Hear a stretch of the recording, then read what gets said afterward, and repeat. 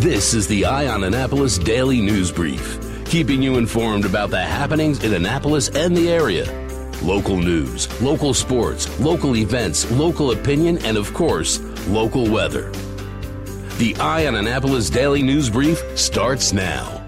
Good morning. It's Thursday, February 14th, 2019. This is John Frenaye, and this is your Eye on Annapolis Daily News Brief. Happy Valentine's Day to everybody. A lot of people are up in arms about some potential AirBNB and the like news that's coming down the pike. A report was presented to the County Council on Monday, analyzing the current situation of the vacation rental by owner properties in Anne Arundel County. And some of the statistics were pretty shocking. I know many hotel owners and B&B owners have been very upset that the Airbnb properties don't have to play by the same rules that a bed and breakfast does. Some of the statistics that really stood out for me was the increase in the Airbnb revenue from 11% of the transient market in 2016 to up to 23% right now, while hotel revenues remain pretty stagnant. Eventually, they're going to come up and hotels are going to go down. And the hotel 7% tax is what funds the city of Annapolis, part of their budget, the county, part of their budget, as well as Visit Annapolis. Now, when we talk about a 7% hotel tax, we're talking about this being applied to the guest, not to the homeowner.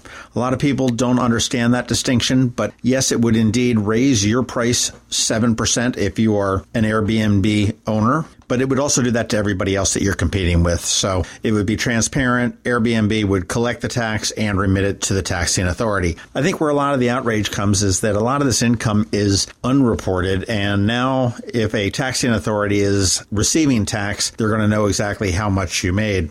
And to give you an idea of how much you made, last year, Annapolis, and that does include the city and the areas that identify as Annapolis, earned $13,625,502 for 502 homes, which works out to be about $27,141 per home. And of course, that's obviously if all things are being equal. Significant.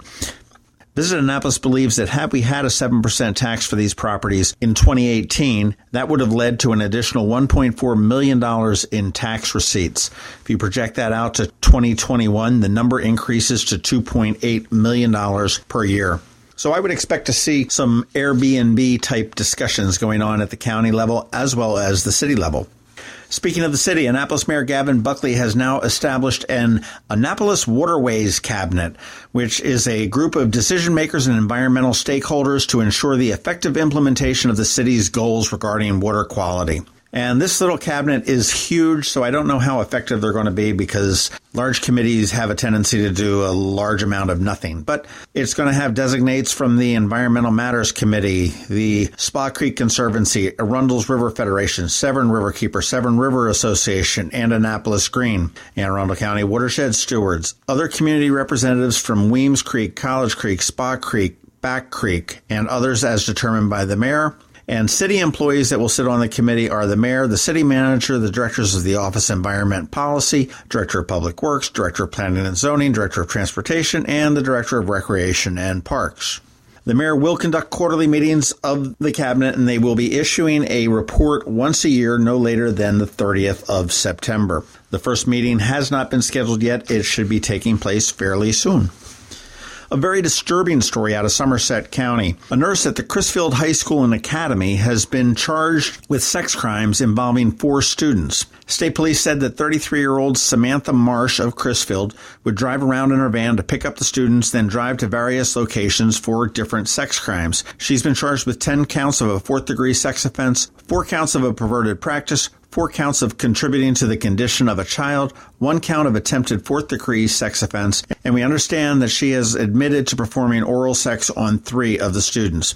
The students were all from Crisfield High School and Academy, and police have said that they do not believe any of the offenses actually occurred on the school grounds. She's being held without bond, and she is on administrative leave from the school.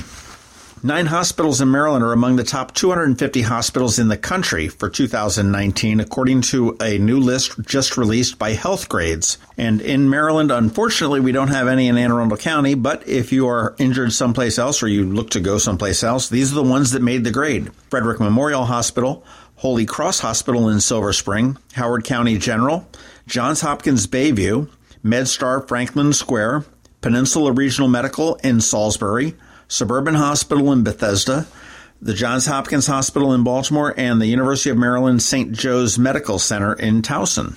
And finally, if you have a nut allergy, I have great news for you. Carroll's Creek Cafe has taken a monumental step in going nut-free. No nuts allowed at Carroll's Creek. It took months of planning and research, but now they have passed a rigorous inspection required to achieve a coveted nut-free certification from Kitchens with Confidence. It's a national leader auditing food services and processing facilities for allergies. Owner Jeff Jacobs said those suffering from allergies understand a safe environment is critical to their health, and Jeff's own son has a severe nut allergy, so this was a little bit personal for him as well. Jacob said that typically a restaurant that goes nut-free just changes their menu up a little bit and offers a nut-free alternative, and that may be okay for some people, but not for everybody. Carroll's Creek did go the extra mile, and actually it's more than an extra mile, it's a lot more miles, but they wanted to make sure that no nuts were encountered anywhere in the food chain. They said they had to identify new suppliers because it was found that some products, such as flour, milk, and bread, were produced alongside other items that did contain nuts, and there may have been some minor cross-contamination. And it's not all about the food. The management and the staff had to undergo rigorous training. And every square foot of the restaurant, from the loading dock to food storage to obviously the kitchen to the dining rooms, all underwent a thorough top-to-bottom inspection and sanitation to remove any potential nut residue that may have been existing there. So if you do have a nut allergy, Carroll's Creek Cafe right there on Severn Avenue in Eastport. Okay, that does wrap it up for the news today. It is Thursday. You want to make sure that you hang out because we've got Trevor with your Annapolis Maker Minutes. Give us a recommendation or a review if you're someplace where you can do that. And check out that top link in our show notes and find out all the different ways you can connect with us.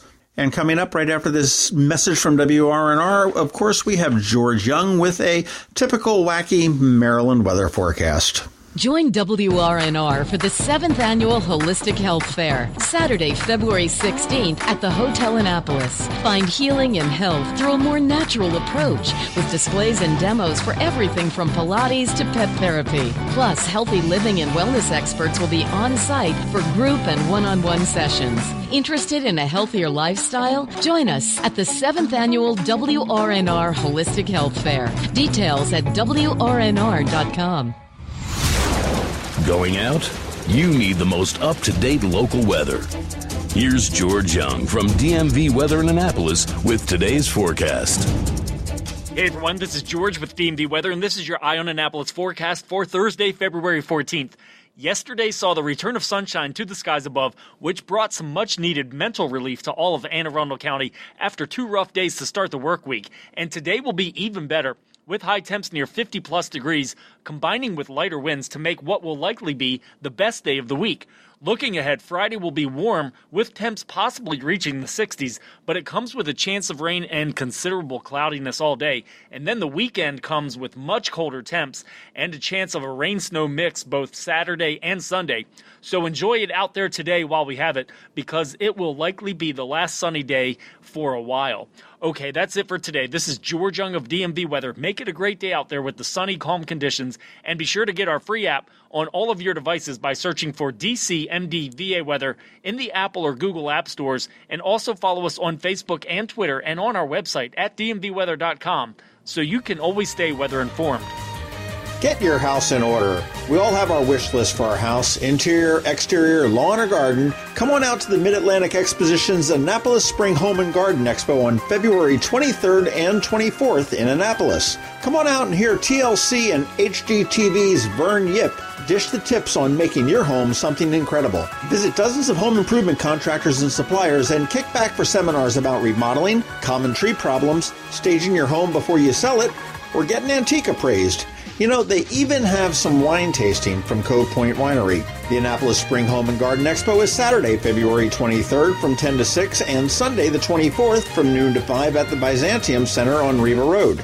Admission is only $5, and when you come out, you'll automatically be entered into the She Shed sweepstakes. I'm not going to say that a second time, but you could win a she shed valued at $3,000 from Pine Creek Structures. The Annapolis Spring Home and Garden Expo, February 23rd and 24th at the Byzantium Center. We'll see you there. Every week, makers, crafters, and educators hold events all over the area. Highlighting some of those, Here's our Maker's Minute, brought to you by Annapolis Makerspace. Hey, this is Trevor from Annapolis Makerspace with this week's Maker Minutes. Tonight, the Annapolis Maritime Museum's Winter Lecture Series continues with Submerged Aquatic Vegetation, Restoration Strategies for the Chesapeake Bay. Dr. Stephen Ailstock will be discussing the many techniques used to propagate bay grass that were pioneered at the Environmental Center at Anne Arundel Community College. Also continuing, on Saturdays in February, Historic London Town Gardens has their Winter Lecture Series on the African American experience. This Saturday will be Historical Character Interpretation, Connecting the Dots. Brenda Parker shows how to create a more complete story of African American people in the past using various available resources. Saturday at Art Farm in Annapolis is Marbling Day. Drop in between noon and 4 and marble a silk scarf or paper. We did this during the Chocolate Binge Festival, and the scarves came out really awesome. Tomorrow, Finn Art in Annapolis, on the upper part of West Street, is having a gallery show and live music featuring 4 amazing artists, Tess Crawford, Sean Chikaya, White Gold, and Rivka, as well as special guests Ryan Walsh and Christian Pruitt. Doors open at 7, there's a $5 cover, and you're welcome to bring your own liquid refreshments. Saturday at the Benjamin Banneker Museum and Park in Ellicott City is Meet Mary Banneker. Mary Banneker was a key part of her community and family. Learn how Mary prepared for winter by drying herbs, sewing blankets, and using plants to care for her family in the 1700s. At the Anne Arundel County Public Library System this week, on Saturday in Riviera Beach, go on a VR expedition with a virtual field trip around the world. Monday at the Temporary Library in Annapolis, at the Old Capitol Building at 2000 Capitol Drive, is Museum on the Move. Explore the lives of famous African-American Marylanders, history, culture, art, and STEM with museum educators from the Banneker Douglas Museum. Be sure to call to register. Monday at the Brooklyn Park Library is Slime Time, making your own custom slime to take home. And also Monday, but at the Crofton Library, is 3D print design class. Use Tinkercad to design a 3D object that will be printed after the event. Laptops are available for the first 20 students to use. And at Annapolis Makerspace this week, tomorrow night we're doing another one of our monthly game nights. We'll have board games, card games, from simple to complex. There'll be a little bit of everything for people to check out and try. If you're interested in tabletop analog gaming, come by and hang out and play a few games. And on Tuesday, we're starting up a new monthly meet talking about CAD and CAM and CNC routers using Autodesk Fusion 360. Beyond just 3D modeling, Russ will discuss CAM programming, setting up the router, as well as router maintenance and improvements. And as always, Mondays are for woodworking. Come on by and see what our woodworkers are up to. And Thursdays are electronics night, for anything electronics, from Raspberry Pis to Arduinos to bare metal electronics. Be sure to follow us on Facebook, Twitter, Instagram, and Meetup, and keep up on everything that's going on with us and some of our friends in the STEAM community. And as always, you can catch me tonight and every Thursday night at Annapolis Makerspace on Renard Court for Electronics Night. And you can find links to all of these events at the Annapolis Makerspace website at makeannapolis.org. And whether you're making art, software, sawdust, or just a mess, chances are you're already a maker. This has been Trevor from Annapolis Makerspace with this week's Maker Minutes.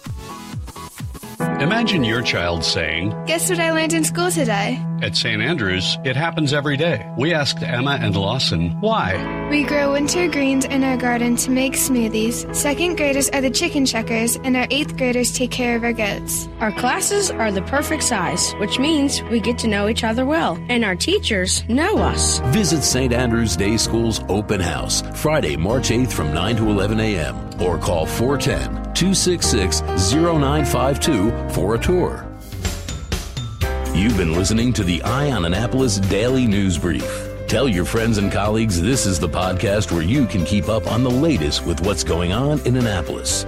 And also tell them about our website, eyeonannapolis.net, where you can find even more information. This podcast comes to you every Monday through Friday at 7 a.m., keeping you informed with the Eye on Annapolis Daily News Brief. And take a moment to listen to our other podcast, The Maryland Crabs, released every Thursday at noon.